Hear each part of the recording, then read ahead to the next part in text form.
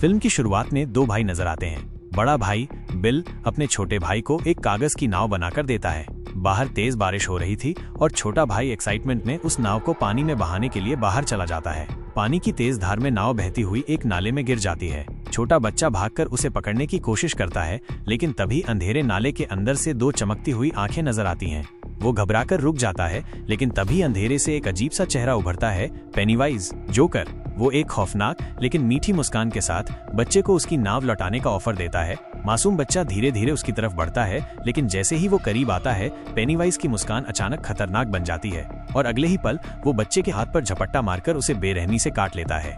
उस बच्चे के गायब होने के बाद पूरे शहर में सनसनी फैल जाती है। कोई नहीं जानता कि वो कहाँ गया और हर कोई बस यही मान रहा था कि वो कहीं खो गया है, लेकिन सच कुछ और था। इसी बीच सीन बदलता है और माइक नाम का एक लड़का नजर आता है। वो एक भेड़ों के शेल्टर में खड़ा है, जहां उससे कहा जाता है कि वो एक भेड़ को मारकर अपने परिवार की परंपरा निभाए। लेकिन जैसे ही वो ट्रिगर दबाने की कोशिश करता है, उसके हाथ कांपने लगते हैं। उसे समझ नहीं आता कि वो ये कर भी पाएगा या नहीं। हालांकि उसके लिए ये करना जरूरी था, क्योंकि यही उसके परिवार का काम था। फिर कहानी स्कूल में शिफ्ट होती है, जहां स्टूडेंट्स गर्मियों की छुट्टियों को लेकर एक्साइटेड हैं, लेकिन हर कोई खुश नहीं था। बेवर्ली नाम की एक लड़की थी, जिसे उसके क्लासमेट्स लगातार तंग कर रहे थे। वो हर दिन उनका मजाक झेलती थी, लेकिन अंदर ही अंदर उसकी तकलीफ कोई नहीं समझता था। इसी दौरान स्कूल के बाहर एक औरत घबराई हुई नजर आती है। उसकी आंखों में बेचैनी है, क्योंकि वो अपनी खोई हुई बेटी की तलाश में वहां आई थी। उसकी बेबसी साफ झलक रही थी। हेनरी नाम का एक लड़का था, बेहद जिद्दी और बदमाश। उसे बिल और उसके दोस्तों को चिढ़ाने में मजा आता था। दूसरी तरफ बेन, जो बेवर्ली का खास दोस्त था, हमेशा उसके साथ रहता। इस बीच बिल जब घर लौटता है तो उसे उसके पिता की डांट सुननी पड़ती है। बिल अब भी इस यकीन में था कि उसका छोटा भाई जिंदा है, लेकिन उसके पिता की आवाज में झुंझलाहट थी। ये सब बंद करो, वो अब नहीं रहा। उनका गुस्सा सिर्फ बिल के लिए नहीं था, बल्कि उनकी माँ के टूटे हुए दिल के लिए भी था। दूसरी तरफ माइक जब मीट डिलीवर कर रहा था, तो उसकी नजर एक पुराने दरवाजे पर पड़ती है। जैसे ही वो पास जाता है, उसे वहां से चीखें सुनाई देने लगती हैं। उसकी आंखें चौड़ी हो जाती हैं जब उसे दरवाजे के पीछे से कई हाथ बाहर आते दिखते हैं, और फिर दरवाजा अपने आप खुल जाता है। अंदर अंधेरे में कुछ था, पेनीवाइज। उसकी खौफनाक मुस्कान जैसे माइक के रोंगटे खड़े कर देती है। इसी बीच हेनरी वहां आता है, हमेशा की तरह माइक को परेशान करता है और चला जाता है। लेकिन असली खौफ तो अब शुरू हुआ था। बिल का एक दोस्त अपने पिता के ऑफिस में जाता है, जहां उसे एक डरावनी तस्वीर दिखती है। तस्वीर उसे हमेशा से अजीब लगती थी, और आज जैसे ही उसने नजरें हटाईं, वो महिला तस्वीर से गायब हो चुकी थी। उसकी धड़कन तेज हो गई। वो अकेला नहीं था, पेनीवाइज। वो हर किसी के डर का इस्तेमाल कर रहा था, उन्हें उनके ही डर से मारने के लिए। दूसरी ओर बेन लाइब्रेरी में बैठा डेरी टाउन का इतिहास पढ़ रहा था। पुरानी किताबों में छिपे हुए सच धीरे धीरे सामने आ रहे थे। ये शहर खून से लथपथ था। बहुत से लोग रहस्यमय तरीके से गायब हुए थे। तभी उसकी नजर एक लाल गुब्बारे पर पड़ी, लेकिन बाकी लोगों को वो दिखाई नहीं दे रहा था। जैसे ही उसने गुब्बारे का पीछा किया, वो उसे ईस्टर एग्स की ओर ले गया। लेकिन अगले ही पल वहां एक बिना सिर वाला जला हुआ आदमी खड़ा था, जो उसकी तरफ बढ़ रहा था। बेन किसी तरह बचकर भाग निकला, लेकिन खतरा अभी खत्म नहीं हुआ था। जैसे ही वो भाग रहा था, हेनरी और उसके गैंग ने उसे पकड़ लिया। उन्होंने उसे बेरहमी से पीटा और हेनरी ने चाकू से उसके पेट पर एच उकेर दिया। बेन तड़प उठा, दर्द असहनीय था। तभी उसने सड़क से गुजरती एक कार देखी। बचाओ, उसने पूरी ताकत से चिल्लाया, लेकिन गाड़ी में बैठे कपल ने उसकी तरफ देखा तक नहीं। और फिर उसने उनकी कार में एक लाल गुब्बारा देखा। पेनीवाइज वहां भी था। बेन किसी तरह खुद को संभालते हुए भाग निकला। हेनरी और उसके दोस्त उसके पीछे पड़े थे। दूसरी ओर बिल अपने दोस्तों के साथ सीवर में अपने छोटे भाई की तलाश कर रहा था, लेकिन वहां उसे सिर्फ एक और बच्चे का जूता मिला। सच्चाई जितनी गहरी होती जा रही थी, खौफ भी उतना ही बढ़ता जा रहा था। इस बीच एक दोस्त ने हिम्मत करके सीवर लाइन में घुसने की कोशिश की, लेकिन जैसे ही वो अंदर गया, वहां उसे कई भूतिया आकृतियां दिखाई देने लगी। पेनीवाइज वहां था, इंतजार में, और फिर अगले ही पल वो उसका शिकार बन गया। बिल और उसके दोस्त अब मेडिकल स्टोर से दवाइयां और फर्स्ट एड किट खरीदने की कोशिश कर रहे थे, लेकिन पैसे कम पड़ गए। तभी वहां बेवर्ली थी। वो आगे बढ़ी और बिना कुछ कहे उनकी मदद कर दी। उसके इस कदम से बिल और बाकी दोस्तों को लगा कि वो भी अब उनके साथ इस लड़ाई में शामिल हो चुकी थी। 3 घर पहुंचते ही बेवर्ली को फिर वही घुटन महसूस हुई। उसके पिता हमेशा की तरह अजीब बिहेव कर रहे थे, एक ऐसी नजर से देख रहे थे जिससे उसे डर और बेचैनी दोनों महसूस हो रही थी। उसका मन घबरा गया। इस दर्द से खुद को दूर करने के लिए उसने अपने लंबे बाल काट डाले। अब वो पहले जैसी नहीं थी।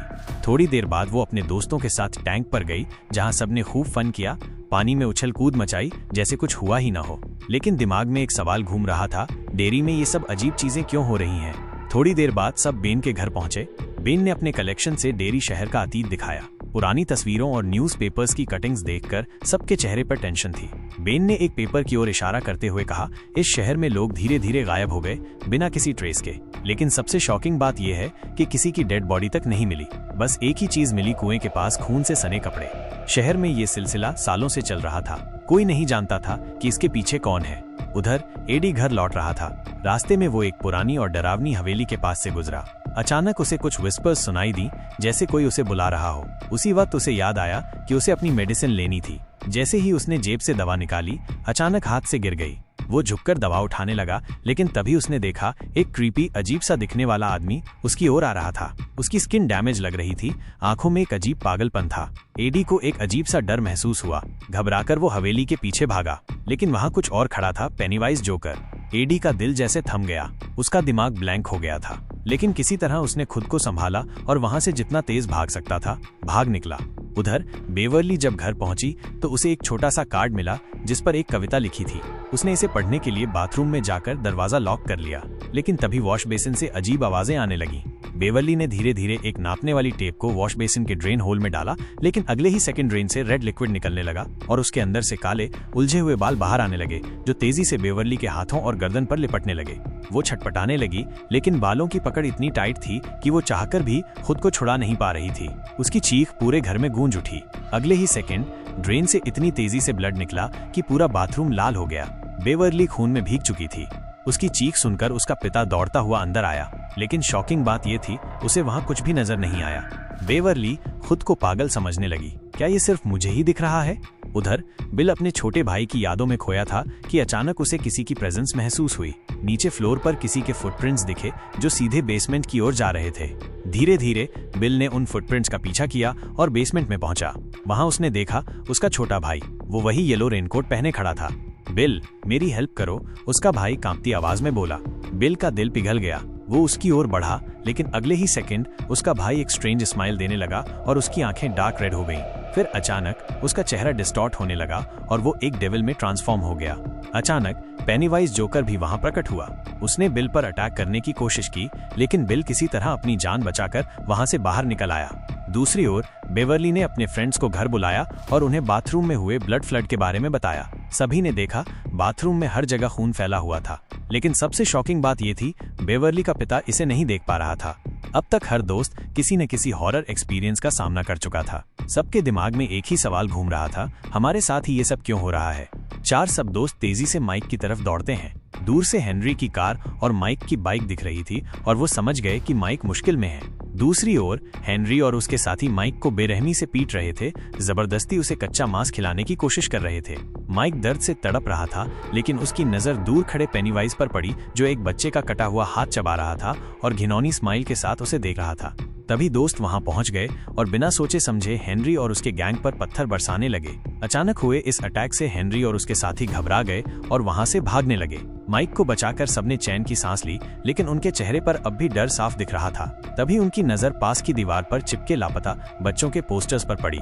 बेन ने गहरी सांस ली और कहा, मैंने डेरी टाउन के बारे में फिर से पढ़ा है। कुछ बातें अब क्लियर हो रही हैं।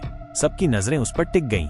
हर 27 साल बाद डेरी में लोग रहस्यमय तरीके से गायब हो जाते हैं, ज्यादातर बच्चे।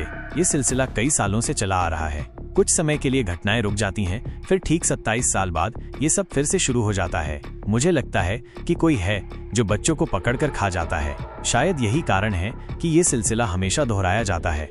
बिल की आंखों में एक अलग ही डर झलक रहा था और वो बच्चों को उस रूप में डराता है जिससे वे सबसे ज्यादा डरते हैं। लगभग हर बच्चा जोकर से डरता है, इसलिए उसने ये रूप अपनाया होगा।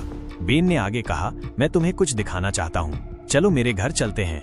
वहां पहुंचकर बेन ने डेरी का नक्शा खोला और सबको दिखाने लगा। देखो, ये सब घटनाएं शहर के सीवेज सिस्टम से जुड़ी हुई हैं।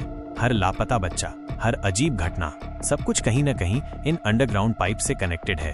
और ये सारे पाइप्स एक जगह जाकर मिलते हैं, एक पुराने खंडहर जैसे घर में जहां एक कुआं है। सबका ध्यान नक्शे पर टिक गया। तो इसका मतलब पेनीवाइज वहीं रहता है? बेवर्ली ने हैरानी से पूछा। एडी घबरा गया, मुझे तो अभी से अजीब लग रहा है। तभी प्रोजेक्टर अचानक अपने आप ऑन हो गया। सब चौंक गए। स्क्रीन पर कुछ पुरानी तस्वीरें चलने लगीं। पहले डेरी टाउन की इमेज, फिर कुछ पुरानी बिल्डिंग्स, फिर अचानक बिल के छोटे भाई की फोटो स्क्रीन पर आई और फिर पेनीवाइज। लेकिन ये कोई नॉर्मल इमेज नहीं थी। उसकी तस्वीर धीरे धीरे मूव करने लगी, जैसे स्क्रीन से बाहर आने वाली हो। सबके चेहरे डर से सफेद पड़ गए और अगले ही सेकंड पेनीवाइज स्क्रीन से बाहर झांकता हुआ नजर आया। उसकी आंखें सीधे उनकी ओर टिकी थी। बिल ने घबराते हुए कहा, अब बहुत हो गया, हमें उसे रोकना होगा। अगर हमने कुछ नहीं किया तो ये सिलसिला कभी खत्म नहीं होगा। अगला कोई और होगा और फिर कोई और। हमें इसे खत्म करना होगा। बिल के इस फैसले से सब सहमत हो गए। अब उन्हें उस पुराने घर तक जाना ही होगा। जैसे ही वे उस डरावने खंडहर के पास पहुंचे, अंदर घुसते ही उन्हें एक अजीब एहसास हुआ, जैसे कोई उन्हें अलग करने की कोशिश कर रहा हो। एडी अचानक ऊपर से गिर गया और इस बार बुरी तरह घायल हो गया। उसकी चीख गूंज उठी। बिल और बाकी दोस्त घबरा गए, लेकिन तभी रिची एक अजीबोगरीब कमरे में फंस गया। ये पूरा कमरा भयानक जोकरों की डरावनी तस्वीरों और स्टैचूज से भरा था और फिर उन सब के बीच पेनीवाइज भी खड़ा था। रिची का कलेजा मुंह को आ गया। तभी बिल वहां पहुंचा और दरवाजा खोल दिया, इससे पहले कि पेनीवाइज कोई हमला करता। वे दोनों जैसे तैसे भागकर बाकी दोस्तों के पास पहुंचे, लेकिन तभी पेनीवाइज एडी की तरफ बढ़ने लगा। नहीं, बिल चिल्लाया और पूरी ताकत से पेनीवाइज पर झपट पड़ा। रिची भी बिना सोचे समझे बिल के साथ हो लिया।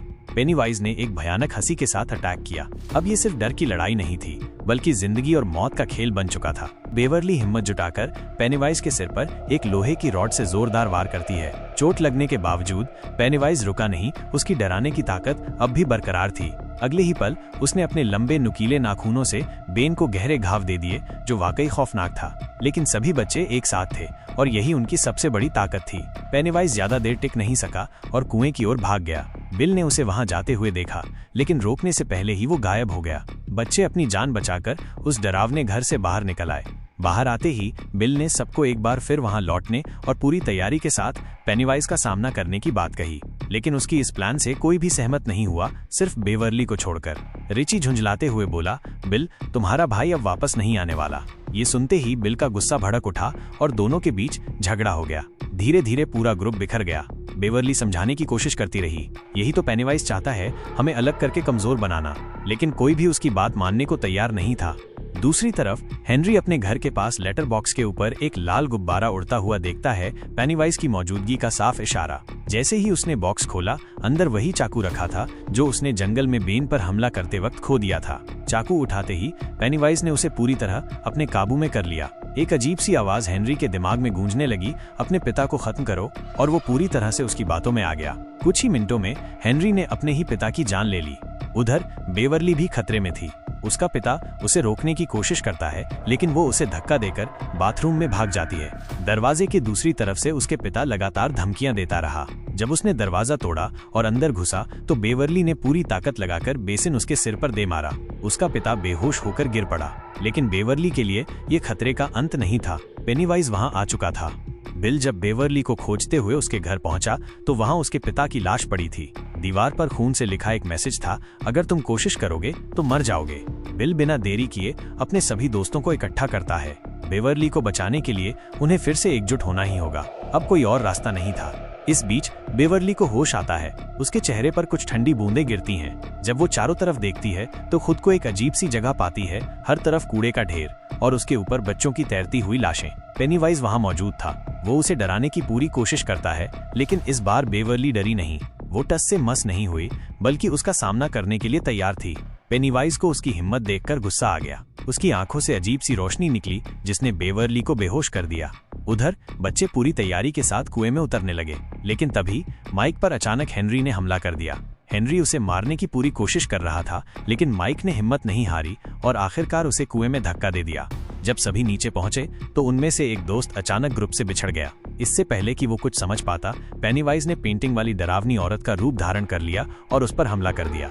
बच्चे तेजी से अपने बिछड़े दोस्त को खोजने वहां पहुंचते हैं, लेकिन इससे पहले कि पेनीवाइज कुछ और कर पाता, वो वहां से गायब हो जाता है। इसी बीच बिल अपनी नजरें घुमाता है और एक जानी पहचानी छवि देखता है, उसका छोटा भाई जॉर्जी। वो उसकी तरफ बढ़ता है और उसे देखते ही उसकी आंखों में आंसू छलक आते हैं, लेकिन जॉर्जी कुछ अजीब सा बर्ताव कर रहा था। बिल अपने आंसू पोंछते हुए धीरे धीरे उसके करीब जाता है, लेकिन तभी उसकी नजर बेवरली पर पड़ती है, जो हवा में झूल रही थी, मानो किसी अदृश्य ताकत ने उसे कैद कर रखा हो। बिल तुरंत बेवरली को नीचे लाने की कोशिश करता है। उसके दोस्त भी उसकी मदद करने के लिए आगे बढ़ते हैं। जैसे ही वे उसे नीचे लाते हैं, पता चलता है कि बेवर्ली पूरी तरह बेहोश है। सभी उसे होश में लाने की कोशिश करते हैं, लेकिन कोई फायदा नहीं होता। तभी बेन झिझकते हुए आगे आता है और हल्के से बेवर्ली को गले लगा लेता है। अचानक जैसे किसी जादू ने अपना असर खो दिया हो, बेवर्ली धीरे धीरे होश में आने लगती है। उसकी आंखें खुलती हैं और पेनीवाइज की गिरफ्त से पूरी तरह आजाद हो जाती है। लेकिन खतरा अभी खत्म नहीं हुआ था। पेनीवाइज फिर से प्रकट होता है, इस बार जॉर्जी के रूप में। वो मासूमियत से बिल की तरफ देखता है और अपने पुराने अंदाज में बोलता है, भैया घर चलो ना। ये सुनकर बिल की आंखों में दर्द उभर आता है। उसकी उंगलियां हल्की सी कांपती हैं, लेकिन वो खुद को संभालते हुए कहता है, तुम मेरे भाई नहीं हो। पल भर में उसकी मासूमियत खत्म हो जाती है और पेनीवाइज अपने असली रूप में प्रकट हो जाता है। वो गुर्राता है और तेजी से बिल की तरफ झपटता है, लेकिन बिल बिना हिचकिचाए उसे बंदूक से गोली मार देता है। पेनीवाइज गुस्से में चिल्लाता है और अपने नुकीले दांतों के साथ बच्चों पर हमला कर देता है, लेकिन इस बार वे डरने के बजाय एकजुट होकर उसका सामना करते हैं। पेनीवाइज अपनी चाल बदलता है और उनके सबसे बड़े डर में बदलकर डराने की कोशिश करता है, मगर बच्चे अब कमजोर नहीं थे। वे एक दूसरे का हाथ पकड़कर डटे रहे। अब पेनीवाइज घबरा गया था। वो समझ गया कि ये बच्चे उससे डर नहीं रहे। उनकी एकता उसकी सबसे बड़ी कमजोरी थी। बिल और उसके दोस्त हिम्मत जुटाकर उस पर वार करते हैं और पेनीवाइज कराहता हुआ पीछे हटने लगता है। उसके शरीर से अजीब सी धुंध निकल रही थी, जैसे उसकी ताकत खत्म हो रही हो। आखिरकार जब उसे एहसास होता है कि वो अब और नहीं जीत सकता, वो कराहते हुए अंधेरे में गायब हो जाता है। जाते जाते बस इतना कहता है, मैं लौटूंगा 27 साल बाद। बच्चे थक चुके थे, मगर उन्होंने जान लिया था जब तक वे साथ हैं, कोई भी डर उन्हें हरा नहीं सकता। उनके चेहरों पर हल्की मुस्कान थी, क्योंकि वो जानते थे उन्होंने राक्षस को हरा दिया था। अगर आपको ये मूवी एक्सप्लेनेशन पसंद आया हो तो चैनल को सब्सक्राइब जरूर करें और कमेंट में बताइए कि आपको इस कहानी का कौन सा हिस्सा सबसे ज्यादा पसंद आया, या फिर कोई और मूवी है जिसे आप चाहते हैं कि हम कवर करें। आपकी राय हमारे लिए बहुत जरूरी है।